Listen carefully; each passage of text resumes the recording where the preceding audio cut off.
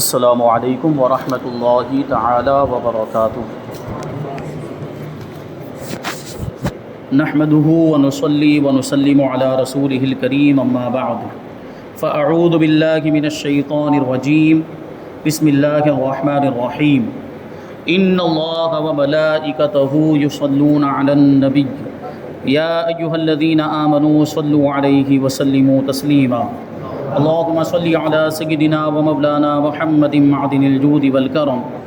وآله الكرام وابنه الكريم وبارك وسلم صلاة وسلاما عليك يا رسول الله صلی اللہ تعالی علیہ وسلم۔ عزیزان ملت اسلامیہ،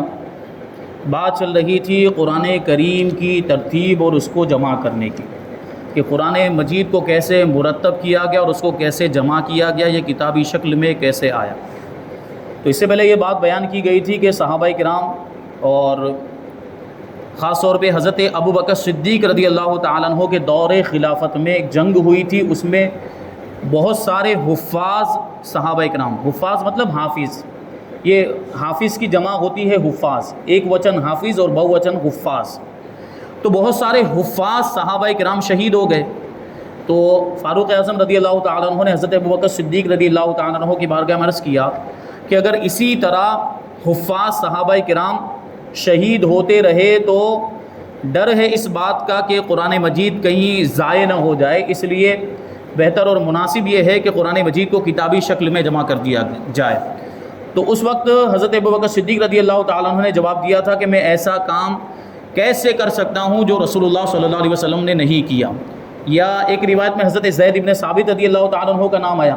کہ انہوں نے یہ بات کہی تھی کہ جو کام حضور نے نہیں کیا وہ ہم کیسے کر سکتے،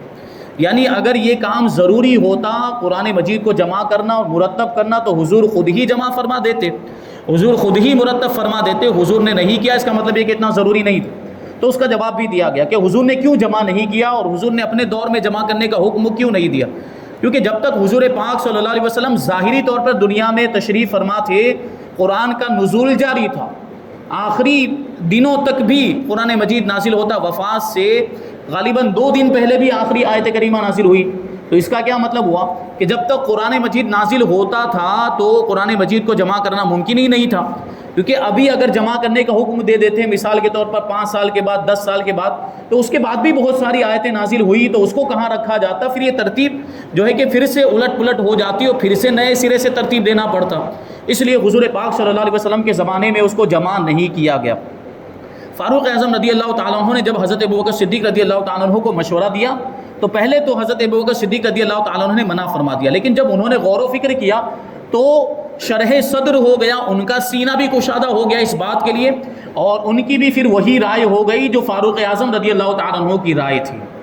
تو اب دیکھیں آپ، یہاں پر جو بات یہاں پہ عرض کی گئی تھی وہ یہ تھی کہ بدعت،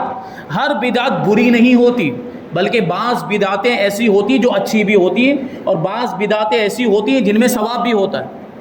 اب سوچیں کہ حضرت ابو بکر صدیق رضی اللہ تعالیٰ عنہ اگر یہی کہتے رہتے کہ یہ تو بدعت ہے، یہ تو حضور کے زمانے میں نہیں ہوا، یہ تو نہیں کرنا چاہیے، جو کام حضور نے نہیں کیا وہ نہیں کرنا چاہیے، تو یہ قرآن مجید آج ہمارے سامنے کتابی شکل میں موجود نہیں ہوتا۔ تو اس سے پتہ چلا کہ بدعت اچھی بھی ہوتی ہے، بدعت، بعض بدعتیں تو واجب کا درجہ رکھتی ہیں۔ ابھی آپ آگے سنیں گے کہ قرآن مجید کے اندر جو اعراب لگائے گئے، زبر زیر پیش اور مد کی علامتیں لگائی گئی، وقف کی علامت کہاں رکنا ہے کہاں نہیں رکنا، یہ رکوع بنائے گئے، یہ سپارے بنائے گئے، یہ منزلیں بنائی گئی قرآن مجید کے اندر 7 منزلیں، اس کی پوری تفصیل ابھی آگے آئے گی۔ یہ ساری چیزیں حضور کے زمانے میں نہیں تھی قرآن مجید کے اندر، یہ بعد میں سب یہ اعراب، زبر زیر پیش، رکوع وغیرہ کی علامتیں یہ بعد میں لگائی گئی۔ اب سوچیں کہ اگر قرآن مجید کے اندر زبر زیر پیش نہیں ہوتے، اعراب نہ ہوتے، رکوع وغیرہ کی علامتیں نہ ہوتی تو ہمارے لیے کتنی دشواریاں ہوتی، ہم عجم کے رہنے والے لوگوں کے لیے، یعنی ہم جو عرب کے علاوہ لوگ رہتے ہیں، جو اہل عرب کے علاوہ دوسرے ممالک میں جیسے ہم ہندوستان میں رہتے ہیں، تو ہمارے لیے تو زبر زیر پیش کتنا ضروری ہے۔ آپ غور کریں، خود تصور کریں کہ اگر قرآن مجید کے اندر زبر زیر پیش نہیں لگے ہوتے، بلکہ حضور کے زمانے میں تو نقطے بھی نہیں تھے، تو ہمیں کیسا پتہ چلتا کہ یہ جیم ہے یا ہا ہے یا خا ہے، یہ چھوٹی سین ہے یا بڑی شین ہے، نقطے ہی نہیں تھے۔ اب وہ صحابہ کرام کے سامنے تو قرآن مجید نازل ہوا تھا، حضور پاک صلی اللہ علیہ وسلم نے خود ان کو پڑھ کے سنایا تھا، تو وہ تو جانتے تھے کہاں پہ جیم پڑھنا ہے، کہاں پر ہا پڑھنا ہے اور کہاں پر خا پڑھنا ہے، کہاں چھوٹی سین پڑھنی کہاں بڑی شین پڑھنی، وہ جانتے تھے۔ لیکن ہمارے پاس ویسے ہی اگر قرآن شریف آ جاتا اور اس میں زبر زیر پیش نہ ہوتا، اس میں نقطے نہ ہوتے، تو ہم کیسے پڑھ پاتے؟ ہمارے لیے تو بڑی دشواری ہو جاتی۔ تو یہ کام جو بھی ہوا وہ اچھا ہوا۔ تو یہ بدعت جو ہے وہ بدعت اچھی بدعتیں، پتہ کیا چلا کہ ساری بدعتیں بری نہیں ہوتی، بلکہ بعض بدعتیں اچھی بھی ہوتی ہیں، بعض بدعتوں میں ثواب بھی ہوتا ہے۔ تو یہ جو میلاد کی محفل ہم منعقد کرتے ہیں، ایصال ثواب کرتے ہیں، فاتحہ کرتے ہیں، قبروں پر پھول چڑھاتے ہیں، مزارات پر چادر چڑھاتے ہیں، اور ہمارے جو بھی اہل سنت و جماعت کے معمولات ہیں، یہ سب بدعت ہیں، لیکن بدعت حسنہ میں سے ہیں، اچھی بدعت ہیں، یہ معمولات اہل سنت۔ تو وہی بات یہاں پر بیان کی کہ اس سے ثابت ہوا کہ بدعت حسنہ بھی ہوتی ہے، یعنی اچھی بھی بدعت ہوتی ہے۔ حضرت زید ابن ثابت رضی اللہ تعالیٰ عنہ نے نہایت محنت اور جاں فشانی سے ان تمام آیتوں کو یکجا جمع کر دیا جو کہ لوگوں کے سینوں میں، کھجوروں کے پٹھوں پر اور ہڈیوں میں لکھی ہوئی تھی، اور ترتیب وہی رہی جو حضور علیہ الصلاۃ والسلام نے فرمائی تھی۔ حضور پاک، پہلے بھی عرض کیا گیا کہ حضور پاک صلی اللہ علیہ وسلم کوئی بھی آیت نازل ہوتی تھی تو ارشاد فرماتے تھے کہ اس آیت کو فلاں صورت میں رکھ دو، اس آیت کو فلاں آیت کے بعد اور فلاں آیت سے پہلے رکھو۔ تو یہ جو ترتیب تھی یہ حضور کی بتائی ہوئی ترتیب تھی۔ تو اسی ترتیب کے مطابق حضرت زید ابن ثابت جو کاتبان وحی میں یوں سمجھے کہ سب سے اوپر کاتبان وحی کے ہیڈ تھے، یوں آپ کہہ سکتے ہیں، تو یہ حضور پاک صلی اللہ علیہ وسلم کے زمانے میں بھی جو آیتیں نازل ہوتی ان کو لکھا کرتے تھے۔ اسی وجہ سے یہ کام ان کو سپرد کیا گیا، کیونکہ اس کا علم ان کو زیادہ تھا، اس کی معلومات ان کو زیادہ تھی، اس لیے حضرت زید ابن ثابت نے سب کے پاس سے جمع کی، جن کے پاس جو بھی آیتیں لکھی ہوئی تھی سب اعلان کر دیا گیا کہ جس کے پاس جو بھی آیتیں لکھی ہوئی ہو وہ لے کر آئے۔ اب جن لوگوں نے لکھا نہیں تھا، صرف اپنی یادداشت پر بھروسہ کی کہ یاد رکھا ہوا تھا، انہوں نے آ کر سنایا زبانی کہ ہمیں یہ آیت یاد ہے، ہمیں یہ صورت یاد ہے۔ اور جن لوگوں کے پاس لکھی ہوئی تھی مختلف چیزوں پر، ہڈیوں پر، پتھروں پر اور یہ درخت کے تنوں پر، جس بھی طریقے سے لکھی ہوئی تھی ان سب نے لا کر حضرت زید ابن ثابت رضی اللہ تعالیٰ عنہ کے پاس وہ ساری آیتیں جمع کر دیں۔ یہ قرآن کا نسخہ صدیق اکبر رضی اللہ تعالیٰ عنہ کی حیات میں ان کے پاس رہا، یعنی حضرت ابوبکر صدیق رضی اللہ تعالیٰ عنہ کے پاس یہ سب آیتیں جمع ہو کر ان کے پاس رہی۔ پھر حضرت فاروق اعظم رضی اللہ تعالیٰ عنہ کے پاس رہا ان کے دور خلافت میں۔ پھر ان کے بعد فاروق اعظم رضی اللہ تعالیٰ عنہ کی بیٹی رسول اللہ صلی اللہ علیہ وسلم کی پاک بیوی حضرت بی بی حفصہ رضی اللہ تعالیٰ عنہ کے پاس یہ نسخہ محفوظ رہا، جو حضرت زید ابن ثابت نے جمع کیا تھا حضرت ابوبکر صدیق رضی اللہ تعالیٰ عنہ کے حکم سے۔ یہ حضرت ابوبکر کے بعد فاروق اعظم کے پاس، پھر فاروق اعظم کے بعد ان کی لڑکی یعنی ام المؤمنین حضرت بی بی حفصہ رضی اللہ تعالیٰ عنہ کے پاس یہ رہا۔ پھر کیا ہوا؟ اب دور آیا حضرت عثمان غنی رضی اللہ تعالیٰ عنہ کا۔ حضرت عثمان غنی رضی اللہ تعالیٰ عنہ کے دور خلافت میں کیا ہوا؟ حضرت حذیفہ ابن یمان رضی اللہ تعالیٰ عنہ جو کہ ارمینیا اور آذربائیجان کے کفار سے جنگ لڑ رہے تھے، ان کو ایک لشکر کا سپہ سالار بنا کر بھیجا گیا۔ تو آذربائیجان اور آرمینیا میں ان کی جنگ ہو رہی تھی کفار سے، وہاں کی مہم سے فارغ ہو کر حاضر بارگاہ ہوئے، یعنی حضرت حذیفہ ابن یمان حضرت عثمان غنی رضی اللہ تعالیٰ عنہ کی بارگاہ میں حاضر ہوئے اور عرض کیا کہ اے امیر المؤمنین، لوگوں میں قرآن پاک کے بارے میں اختلافات شروع ہو گئے ہیں، اگر یہ اختلاف بڑھتے رہے تو مسلمانوں کا حال یہود و نصارہ کی طرح ہوگا۔ یعنی یہودی اور عیسائیوں کے معاملات آپ جانتے ہیں، ان کو جو آسمانی کتابیں عطا کی گئی تھی انہوں نے رد و بدل کر دیا تھا، جو توریت اور انجیل زبور جو بھی تھی کتابیں ان کو ملی تھی، انہوں نے اپنی مرضی کے مطابق جو قرآن جو توریت اور زبور کی جو آیتیں تھیں ان کو بدل دیا تھا، جو احکام ان کو سخت لگے ان کو نکال کر آسان جو ہے کہ حکم اس میں داخل کر دیا۔ تو اس طرح جو ہے کہ ان میں اختلاف ہوا تھا یہود و نصارہ کے اندر۔ تو حضرت حذیفہ ابن یمان نے کہا کہ اگر قرآن مجید کو ایک جگہ پر جمع نہیں کیا گیا تو مسلمانوں کا حال بھی وہی ہوگا جو یہود و نصارہ کا ہوا تھا۔ یعنی مسلمان چونکہ قرآن مجید کے تعلق سے اختلاف کرنے لگ گئے، ان میں جو ہے کہ الگ الگ رائے ہو گئی لوگوں کی۔ یعنی کیا ہو رہا تھا، بعض لوگ یہ کہہ رہے تھے کہ یہ بھی قرآن کی آیت ہے جبکہ وہ حقیقت میں قرآن کی آیت نہیں تھی، اور بعض لوگ کہنے لگے کہ یہ قرآن کی آیت نہیں ہے، اور اس طرح بہت سارے معاملات ہوئے۔ تو انہوں نے آ کر یہ بات عرض کی، لہٰذا اس کا جلد کوئی انتظام کیجیے۔ حضرت حذیفہ ابن یمان نے حضرت عثمان غنی سے کہا کہ اس کا جلدی سے کوئی انتظام کیجیے۔ اور وجہ اختلاف یہ تھی کہ بعض صحابہ کرام رضی اللہ تعالیٰ عنہم کے نسخوں میں حضور علیہ السلام کے وہ الفاظ بھی لکھے ہوئے تھے جو آپ نے بطور تفسیر ارشاد فرمائے تھے، قرآن کی آیتیں بعض مرتبہ حضور پاک صلی اللہ علیہ وسلم صحابہ کرام کو سناتے تھے تو سمجھانے کے لیے کبھی کبھی اپنی طرف سے بھی کوئی بات ارشاد فرماتے تھے. تو صحابہ کرام کیا کرتے تھے؟ بعض صحابہ کرام کو تو بات سمجھ میں آ جاتی تو صرف آیت کو لکھ لیتے تھے، جو حضور نے اپنی طرف سے تفسیر ارشاد فرمائی ہوتی اس کو نہیں لکھتے تھے. لیکن بعض صحابہ کرام آیتوں کے ساتھ جو حضور نے تفسیر ارشاد فرمائی اس کو بھی لکھ لیا کرتے تھے. اب بعد میں جانے کے بعد یہ امتیاز مشکل ہو گیا کہ آیت کون سی ہے اور حضور نے جو تفسیر ارشاد فرمائی، حضور نے اپنی طرف سے جو الفاظ جو ہے کہ ارشاد فرمائی وہ کون سے. تو اب بعض لوگ اس کو بھی آیت سمجھنے لگ گئے جو حضور نے تفسیر کے طور پہ ارشاد فرمائی. تو ظاہر سی بات ہے آیت تو وہی ہے جو کلام الہی، اور جو حضور نے ارشاد فرمایا اپنی طرف سے وہ آیت نہیں ہے. تو یہ ہونے لگا تھا. تو اب وہ بھی لکھ لیا گیا تھا جو تفسیر کے طور پر حضور نے ارشاد فرمایا تھا، اور وہ حضرات اس کو قرآن ہی کا جز سمجھنے لگ گئے تھے، حالانکہ وہ الفاظ قرآن نہ تھے، وہ قرآن کا حصہ نہیں تھے. جیسے کہ مصحف ابن مسعود رضی اللہ تعالیٰ عنہ وغیرہ، اس میں بہت ساری آیتیں ایسی جن میں تفسیر بھی لکھی ہوئی تھی. نیز ایک نسخہ تمام ملک کے مسلمانوں کے لیے اب ناکافی تھا، کیونکہ اتنی دور دور تک اسلام پھیل چکا تھا. حضرت فاروق اعظم رضی اللہ تعالیٰ عنہ کے دور میں دور دور تک اسلام پہنچ گیا تھا. حضرت عثمان غنی کے زمانے میں اور زیادہ پھیلا. تو اب ایک ہی نسخہ اگر جو حضرت بی بی حفصہ رضی اللہ تعالیٰ عنہ کے پاس تھا، اگر وہی صرف ایک ہی نسخہ ہوتا اور اتنے زیادہ مسلمان، تو سب کے لیے تو وہ کافی نہیں تھا ایک نسخہ. جیسے ہمارے یہاں پہ ابھی سینکڑوں کی تعداد میں، بلکہ ہزاروں لاکھوں کی تعداد میں قرآن کے نسخے، لیکن بعض اوقات یہ بھی کم پڑ جاتے ہیں. جب سارے مسلمان جمع ہو جاتے ہیں قرآن شریف کو ختم پڑھنے کی جب ضرورت پیش آتی ہے تو پارے کم پڑ جاتے، ہوتا کہ نہیں ہوتا؟ اب اتنے سارے مسلمان ہو گئے، نسخہ ایک ہی ہے، تو وہ نسخہ ناکافی تھا. نیز حافظ صحابہ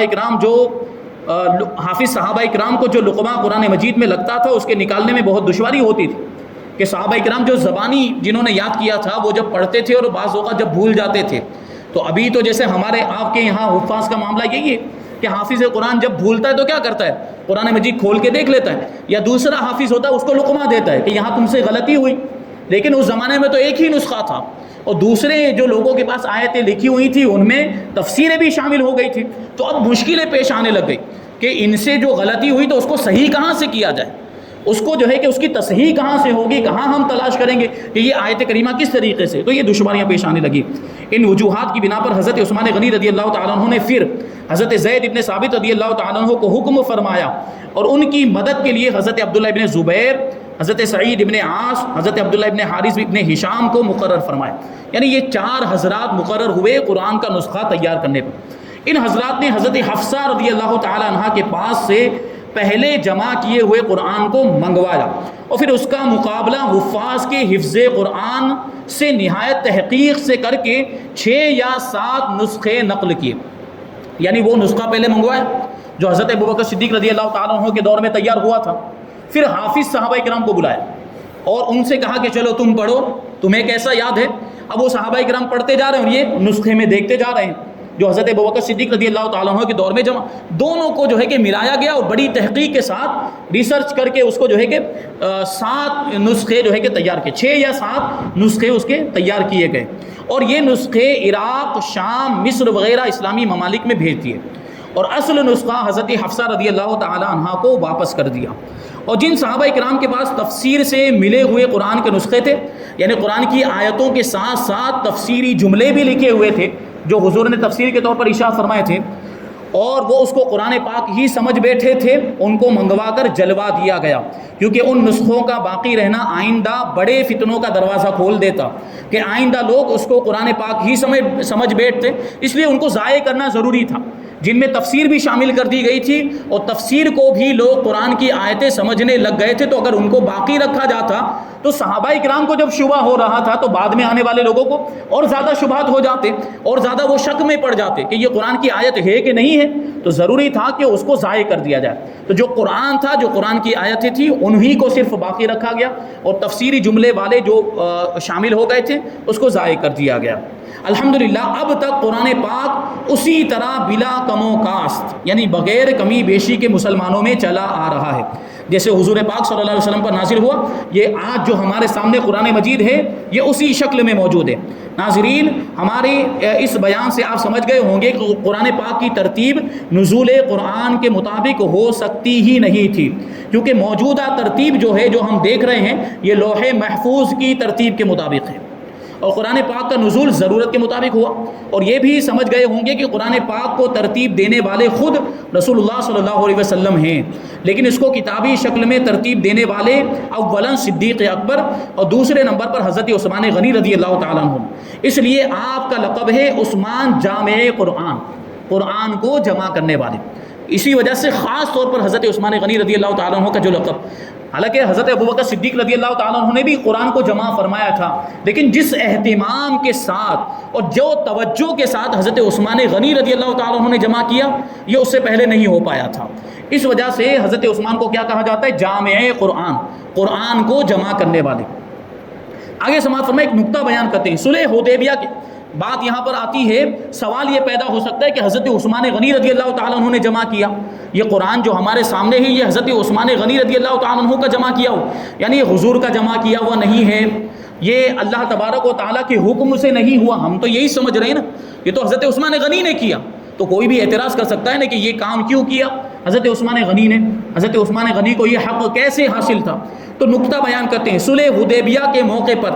جبکہ صحابہ کرام نے حضور علیہ الصلوۃ والسلام کے ہاتھ پر بیعت کی، وہ بیعت رضوان، آپ کو واقعہ یاد ہونا چاہیے کہ حضور پاک صلی اللہ علیہ وسلم عمرہ کے لیے تشریف لائے تھے مدینہ منورہ سے، تو حدیبیہ کے میدان میں روک دیا گیا تھا، کفار نے کہا کہ ہم آپ کو مکہ میں داخل نہیں ہونے دیں گے، تو اس وقت حضور پاک صلی اللہ علیہ وسلم نے حضرت عثمان غنی رضی اللہ تعالیٰ عنہ کو مکہ بھیجا تھا کہ جا کر وہاں کے حالات دریافت کرو کہ کیا معاملات ہیں، کفار کہنا کیا چاہتے ہیں، اور یہاں پر حضور پاک صلی اللہ علیہ وسلم نے صحابہ کرام کو جمع کیا ایک درخت کے نیچے، اس درخت کے نیچے صحابہ کرام سے بیعت لی، کچھ بھی ہو جائے، چاہے صلح کا موقع ہو یا جنگ کا موقع ہو، صحابہ کرام نے بیعت کی کہ حضور ہم آپ کا ساتھ دیں گے، ہم اپنے جسم کے آخری قطرے تک آپ کے ساتھ رہیں گے، جب تک ہمارے جسم میں ایک خون کا قطرہ بھی باقی ہے، صحابہ کرام نے یہ وعدہ کیا۔ اب حضرت عثمان غنی رضی اللہ تعالیٰ عنہ وہاں پہنچ گئے مکہ مکرمہ میں، اب صحابہ کرام یہاں پہ باتیں کر رہے ہیں آپس میں کہ عثمان غنی تو کتنے خوش نصیب ہیں، ان کو مکہ مکرمہ میں جانے کا موقع مل گیا، وہ تو جو ہے کہ ابھی خانہ کعبہ کا طواف کر رہے ہوں گے، صحیح کر رہے ہوں گے، ہم اور ہم یہاں پر محروم ہو گئے، ہمیں تو عمرہ کرنے سے روک دیا گیا، اور عثمان غنی کو یہ موقع مل گیا کہ وہ تو جا کر عمرہ کر لیں گے۔ یہ یہاں پہ صحابہ کرام سوچ رہے تھے۔ جب صحابہ کرام کی بات حضور پاک صلی اللہ علیہ وسلم تک پہنچی تو حضور نے کیا ارشاد فرمایا؟ میرا عثمان میرے بغیر عمرہ کر ہی نہیں سکتا، یہ حضور پاک صلی اللہ علیہ وسلم نے حضرت عثمان کے بارے میں ارشاد فرمایا۔ اب ادھر دوسری جانب دوسرا منظر دیکھیں، اب ادھر کیا ہوا، کفار کے ساتھ جو بھی معاملات ہوئے، جو بات چیت ہوئی، اس کے بعد کفار اور مشرکین نے یہ کہا حضرت عثمان غنی سے کہ جب آپ آ ہی گئے ہیں تو طواف کر کے جائیں، عمرہ کر کے جائیں۔ تو حضرت عثمان نے بھی وہی دیکھیے عاشق والی بات کہی تھی، انہوں نے کیا بات کہی کہ میں میرے آقا کے بغیر عمرہ کر ہی نہیں سکتا۔ حضور نے بھی یہاں کہا تھا کہ محبت کا انداز۔ اور پھر حضور پاک صلی اللہ علیہ وسلم جب بیعت لے رہے تھے تو حضرت عثمان تو وہاں پر موجود نہیں تھے، تو حضور پاک صلی اللہ علیہ وسلم نے اپنے دائیں ہاتھ کو بائیں ہاتھ پر اس طرح رکھ کر ارشاد فرمایا کہ یہ عثمان کا ہاتھ ہے اور میں عثمان کی بیعت لیتا ہوں۔ عثمان موجود نہیں تھے لیکن حضور نے اپنے ہاتھ کو عثمان کا ہاتھ فرمایا۔ یہی پوائنٹ ہے، یہی نقطہ ہے، اس کو سماعت کرنا ہے۔ صلح حدیبیہ کے موقع پر جبکہ صحابہ کرام نے حضور علیہ الصلوۃ والسلام کے ہاتھ پر بیعت کی، جس بیعت کا نام بیعت رضوان ہے، اس میں حضرت عثمان غنی رضی اللہ تعالیٰ عنہ موجود نہیں تھے، مکہ مکرمہ گئے ہوئے تھے، کیونکہ ان کو حضور صلی اللہ علیہ وسلم کی طرف سے مکہ معظمہ بھیجا گیا تھا۔ تو حضور علیہ الصلوۃ والسلام نے اپنے بائیں ہاتھ کی طرف اشارہ کر کے فرمایا، بائیں ہاتھ یعنی الٹا ہاتھ، اس ہاتھ کی طرف اشارہ کر کے فرمایا کہ یہ عثمان کا ہاتھ ہے۔ اب خوش نصیبی پر آپ یہ غور تو کریں کہ حضرت عثمان غنی کی خوش نصیبی، حضور اپنے ہاتھ کو عثمان کا ہاتھ فرما رہے ہیں، یہ مرتبہ سب کو نہیں ملتا۔ تو حضور نے اپنے بائیں ہاتھ کی طرف اشارہ کر کے کیا فرمایا کہ یہ عثمان کا ہاتھ ہے، اور خود ان کی طرف سے حضور نے بیعت فرمائی۔ تو حضور علیہ الصلوۃ والسلام کا ہاتھ گویا عثمان غنی رضی اللہ تعالیٰ عنہ کا ہاتھ ہوا، اور حقیقتاً اللہ تبارک و تعالیٰ نے حضور علیہ الصلوۃ والسلام کے ہاتھ کو اپنا ہاتھ فرمایا ہے۔ فرمایا قرآن مجید کے اندر ید اللہ فوق ایدیہم، یعنی اللہ تبارک و تعالیٰ کا دست قدرت ان کے ہاتھوں پر ہے۔ تو گویا اس واسطے سے حضرت عثمان غنی کا ہاتھ یہ اللہ تبارک و تعالیٰ کا ہاتھ ہوا۔ تو کیا بات ثابت ہوئی؟ اور قرآن مجید جو ہے وہ اللہ تبارک و تعالیٰ کا کلام ہے، تو یوں کہ کلام اللہ ید اللہ نے جمع فرمایا، یعنی یہ جو ذریعہ بن رہے ہیں، حضور پاک صلی اللہ علیہ وسلم نے حضرت عثمان کے ہاتھ کو اپنا ہاتھ فرمایا، اور اللہ تبارک و تعالیٰ نے حضور کے ہاتھ کو اپنا ہاتھ فرمایا۔ اس کا مطلب کیا ہے کہ یہ ذریعے اور وسیلے سے گویا کہ اللہ تبارک و تعالیٰ نے خود ہی قرآن مجید کو جمع فرمایا۔ تو اس طرح ہوا، اس لیے عثمان غنی کو جمع قرآن کے لیے یعنی قرآن کو جمع کرنے کے لیے منتخب فرمایا گیا۔ ابھی اور بہت ساری باتیں جو ہے کہ اس میں باقی ہیں، انشاءاللہ تبارک و تعالیٰ اس کو آئندہ درس میں شامل کیا جائے گا۔ اللہ تبارک و تعالیٰ کی بارگاہ میں دعا کرتے ہیں کہ جو کچھ بھی بیان ہوا اس پر ہم سب کو عمل کرنے کی توفیق عطا فرمائے اور نور قرآن سے ہم سب کے دلوں کو روشن اور منور فرمائے۔ وما علینا الا البلاغ۔